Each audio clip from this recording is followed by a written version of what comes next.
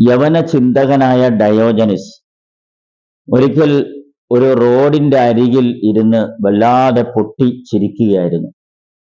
വഴിയിലൂടെ നടന്നു പോകുന്നവരൊക്കെ അയാൾ ആക്ഷേപിക്കുന്നുണ്ട്, പൊട്ടനെന്നോ പിരാന്തനെന്നോ ഒക്കെ കുറ്റപ്പെടുത്തുന്നുണ്ട്. വൈകുന്നേരം വരെ അയാൾ ആ റോഡരികിൽ ഇരുന്ന് പൊട്ടിച്ചിരിക്കുകയാണ്. ഒടുക്കം ഒരു ചെറുപ്പക്കാരൻ അദ്ദേഹത്തോട് വന്ന് ചോദിച്ചു, അങ്ങ് കുറേ സമയമായല്ലോ ഈ റോഡിന്റെ വക്കത്തിരുന്ന് ചിരിക്കുന്നു, എന്തുകൊണ്ടാണെന്ന് പറയാമോ എന്ന്.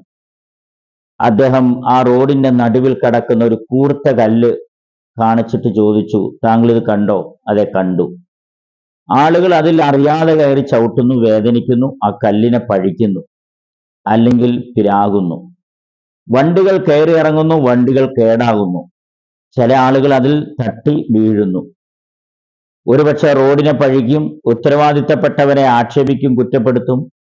ആളുകളുടെ സ്വാർത്ഥത കണ്ട് ഞാൻ ചിരിക്കുകയായിരുന്നു. ഇതേവരെ ഒരാൾക്കും തോന്നിയില്ലല്ലോ എൻ്റെ പിന്നിലൂടെ വരുന്ന, എൻ്റെ പിറകിലൂടെ വരുന്ന ഒരാൾക്കും ഈ കല്ലുകൊണ്ടൊരു ബുദ്ധിമുട്ട് ഉണ്ടാവാതിരിക്കട്ടെ എന്ന് വിചാരിച്ച് ആ കല്ലൊന്ന് സൈഡിലേക്ക് മാറ്റിയിടാൻ ഒരാൾക്കും തോന്നിയില്ലല്ലോ എന്ന് ഞാനിങ്ങനെ നോക്കിയിരുന്ന് മനുഷ്യരുടെ സ്വാർത്ഥത കണ്ട് ചിരിക്കുകയായിരുന്നു എന്ന് അദ്ദേഹം പറയുകയുണ്ടായി.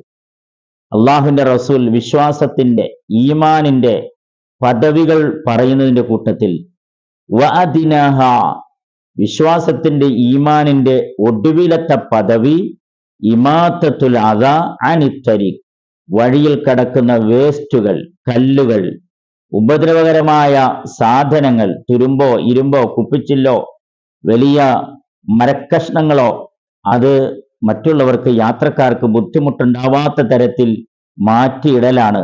ഈമാനുള്ളവർക്കേ അത് ചെയ്യാൻ കഴിയുള്ളൂ.